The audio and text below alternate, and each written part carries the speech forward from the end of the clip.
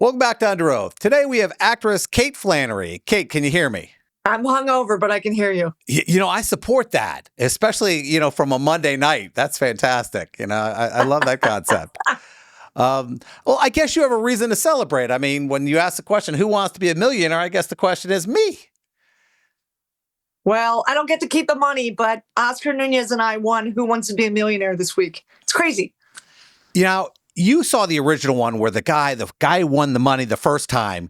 He phones a friend and he calls his dad. He goes, I didn't need anything. I just wanted to tell you, I won the money. Were you that confident when it came to that last question? Oh, no. If you ever watch the episode, it's actually on Hulu. We are agonizing over every single decision. And that was part of the fun. We cared maybe a little too much. Well, it's serious. I mean, $500,000 went to your charity, half went to his charity. I mean, that's a lot of money to be on the line. The stakes are high, and you don't want to walk away with nothing. You really don't, and it's easy to. Well, yeah, a simple mistake. You're going, okay, well, I take the money, or let's roll. Right. It's crazy. It was really the most interesting process, and I will say, I'm really glad I wasn't on by myself. It was so much more fun to do it with Oscar. He kept getting up, so I kept getting up. So he kept walking around, so I was walking. I mean, we were really agonizing over every single answer, and the stakes were extremely high. Even though I'm an attorney, I do stand up. I wouldn't want to be in that chair because I'd be like, just give the charity the money. I don't care. I'll stop at 10,000. I don't, I mean, how tough was that for you going, okay, I guess we should take the shot? Yeah, I mean, there was times when I felt like I was the brakes, and then sometimes I was the gas. You know what I mean? It's like at some point, Oscar has a weird brain, and so at one point I felt like he was. I just felt like I was the gatekeeper. I was the negotiator. I'm like, okay, how are you feeling? I speak Oscar Nunez. I understand his language and his thinking process. So we were a good team.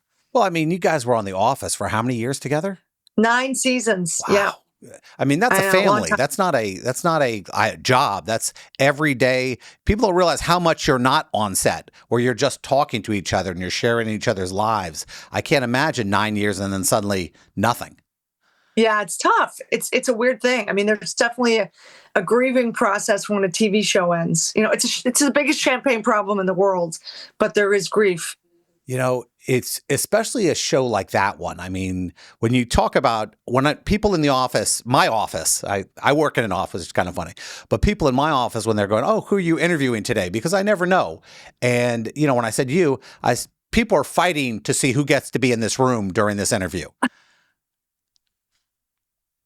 I didn't send any booze. I feel bad. If I'd known there was going to be a party, I would have paid for the drinks. Yeah, it just works that way. Now, was there anybody with your charity there at the time, or were you going to have to call them and say, hey, guess what? I got some money coming your way. Tell them. Yeah. And then I had to we shot it in June, so I had to keep a secret for quite a while. Did they know they were the charity? They did. I actually got to throw out the first pitch at the Phillies game in June. Before that, so I've done some work for them before. Phil Abundance, it's a food bank in Philadelphia. And they give they help a lot of people stay alive. So I'm really happy to support. God, that's so amazing. And you grew up in Philadelphia. You're from Philadelphia.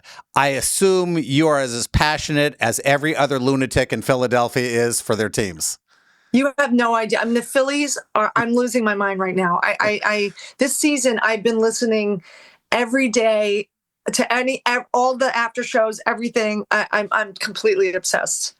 Now, a lot of people don't know because they go, oh, they see a TV, they hear these little rumors. Until you go to a Phillies game or a Philadelphia Eagles game, you don't get how rabid, this fan base is. It's so true. I mean, my dad owned a bar in Philadelphia, so I can tell you the fans that couldn't afford to get tickets, they were at my dad's bar, and it was everything. It is everything. I'm a Philly sports fan, rain or shine. I don't, especially the Phillies. I'm not a fair weather fan. That doesn't mean I don't always know what's going. I'm not always aware of what's happening every season for every team, but the Phillies, especially the last 3-4 years, have been just they've just been doing it. Just like this group of guys, Yeah. and I love the manager Rob Thompson, and I just think they don't talk smack about anything. The thing about baseball is there's no time to talk smack about anything. They're too exhausted. They play too many games.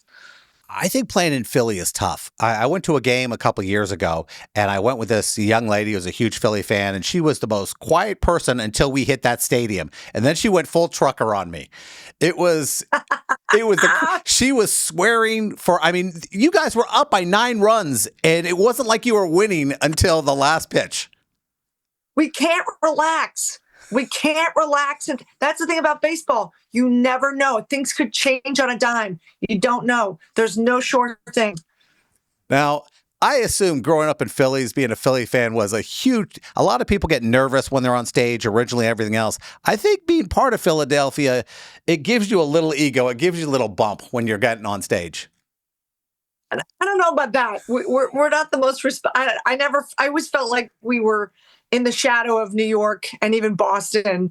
I felt like it was like, once they started taking us off the weather map on the Today Show, I was like, oh, Good Morning America never had Philadelphia on the map anymore. I'm like, what do we do? Who blew this deal?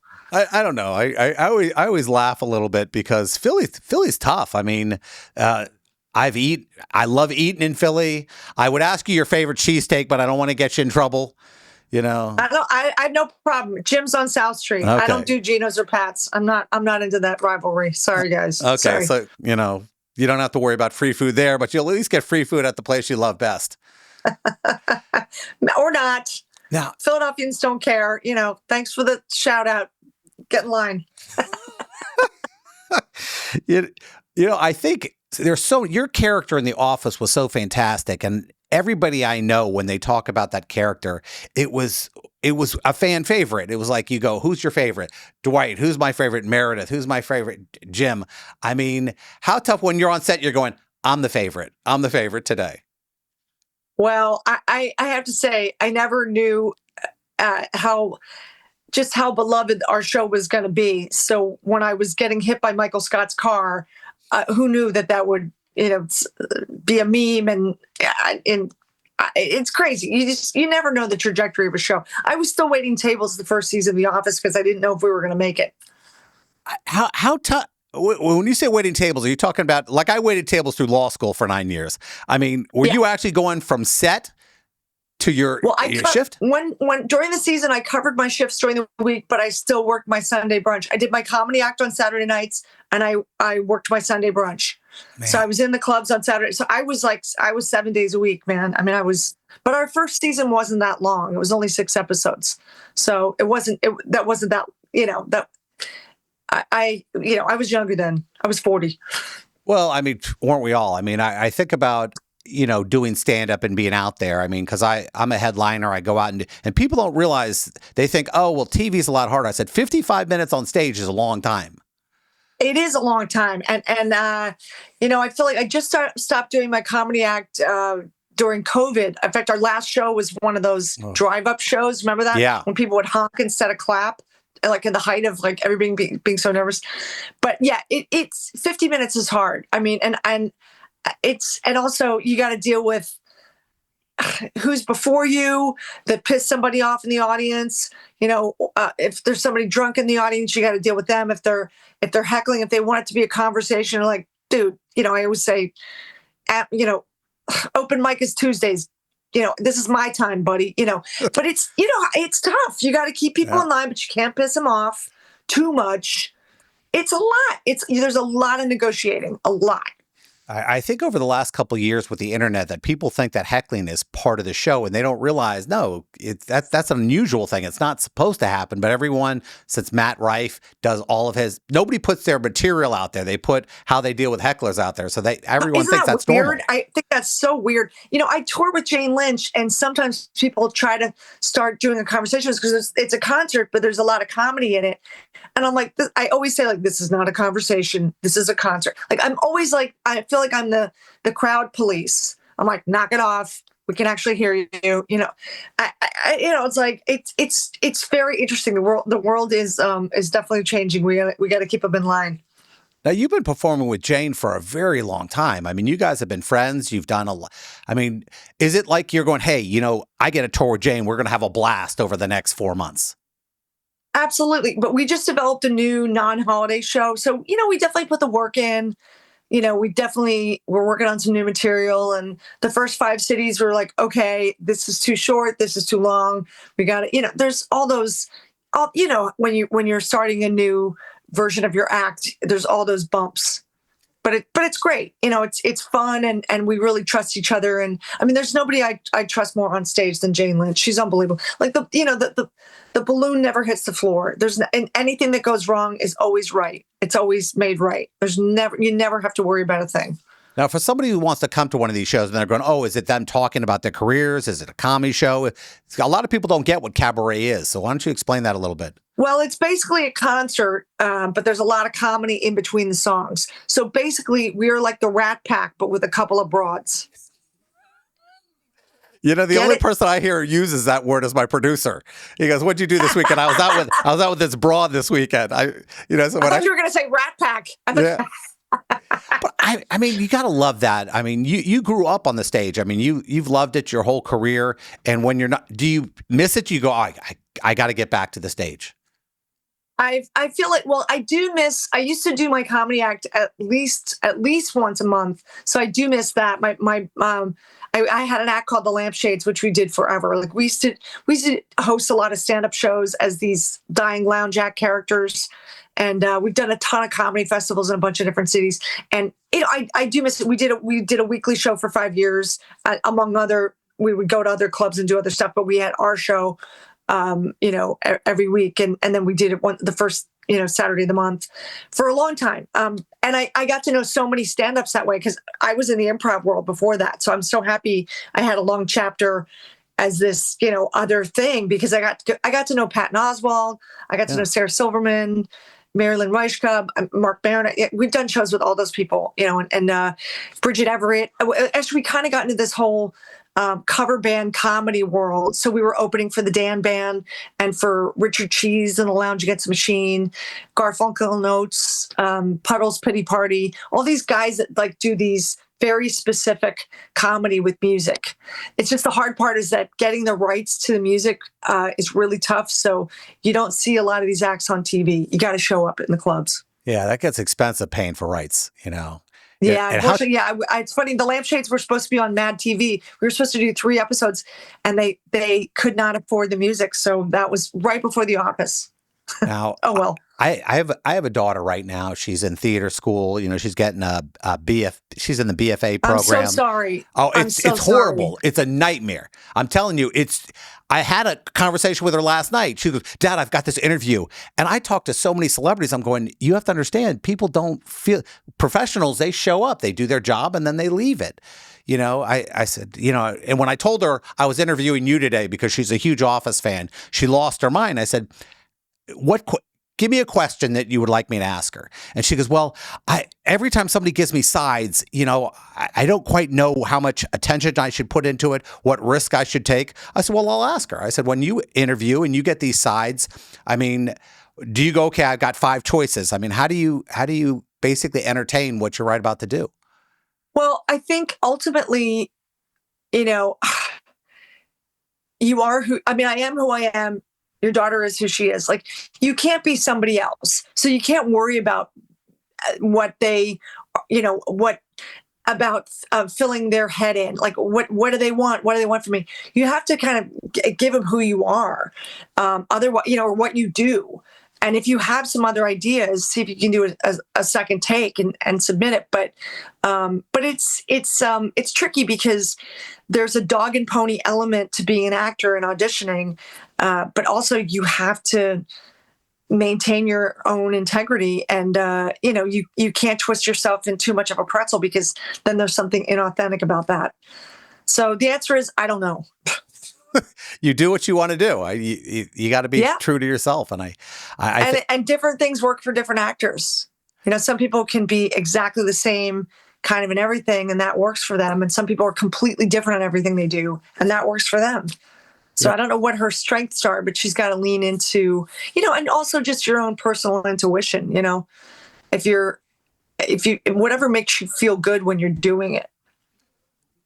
The hard thing about being a parent to somebody who wants to get in this industry is I try to tell her, you have to really want this. It's not something you go half-ass into. You have to get, it's an all or nothing thing. And I mean, you had food issues. You're on a show and you're going, I still got to work. I still need to eat.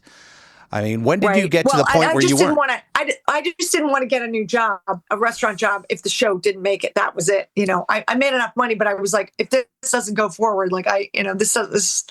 But also, I will tell you, there's so many things that did not work out for me. I mean, I auditioned for SNL in 1991, didn't get it. Just took 13 short years to get The Office. I mean, and during that time was a lot of growth, a lot of change. But it also, I realized, some of my friends were getting famous from Second City, and that's when I got off my ass and put together a comedy act and started doing it. And, it's like that thing where you just start, it's like, if you have to be the thing that you want to be, you got to step up. If you write, then you better write. Don't expect to cross a line and everything's done for you. It doesn't work like that. Now, this is a tough question because I think about this all the time. Was there ever a point in your career where you go, okay, I'm comfortable? Or has it always been like, no, it's the next job. I got to be thinking about the next job and the next job? I mean, I think about the next job for sure, because also the thing is, my idea. Okay, so going after success meant I had to leave Philadelphia, and now that I am successful, it's allowed me to come back. I don't live here, but I'm back a lot, and I feel like there's a lot of people that I want to, if they're having a hard time, that I can help. So I have to figure out how to make sure that I'm covered, and that if somebody's in need, like, I can help. But I think that that's really my motivation for success, because the thing is that, I say to kids all the time, you want to think big, because even if your family feels like you're going away, this is a great way for everybody to stay connected, ultimately. Now, you had mentioned something earlier, and I can't even imagine that moment for you. I like to ask, what has fame got? What's the coolest thing fame ever got you? But I assume, being able to throw out that first pitch was just the most insane thing you could even imagine. I can't tell you. And the Philly fanatic is catching, and you're like, what is happening? How did I get here? Oh my gosh. 40,000 people watching in the stadium at Citibank. And then, those weren't, it wasn't on TV, but that's fine with me. It's a little less pressure. But yeah, I mean, and I love those guys. And clearly there's a restraining order against me for the team, because I didn't get to meet them, but that's fine. That's fine. They also have like a mojo. You don't want to mess up the mojo at the beginning of the game. Yep. Don't mess it up. They got a lot to do. It's not about me. Let's go. Go Phils. They got Red October now, so I'm so happy. God, that's so amazing to be able to do something like that. Well, we've got a minute left. Why don't you tell us how I can find, where I can see you on tour and be able to see you live?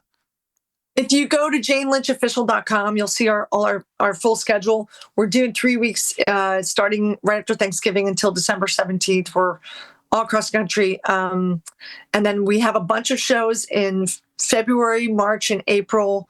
I think it's, oh my gosh, I'm trying to think of where we are. I know we're in Texas for part of that time. And we're going to be doing 4 shows at Steppenwolf in Chicago in March. And then we're doing 5 shows at the Carlisle November 2026. So we got a lot of shows coming out. So if you go to my Instagram page at The Real Kate Flannery, there's a link for the shows. You'll see it, or go to Jane Lynch. Yeah, janelynchofficial.com. Well, Kate, I can't tell you how great this was. And I'm going to send that advice to my daughter, and I can't appreciate it enough. Hope to talk to you soon. Thanks so much. Tell her good luck. And she's going to need it. All good. Even if she's talented, she's going to need it. It's just how it is. It's all good. I appreciate that. Thanks. Bye-bye.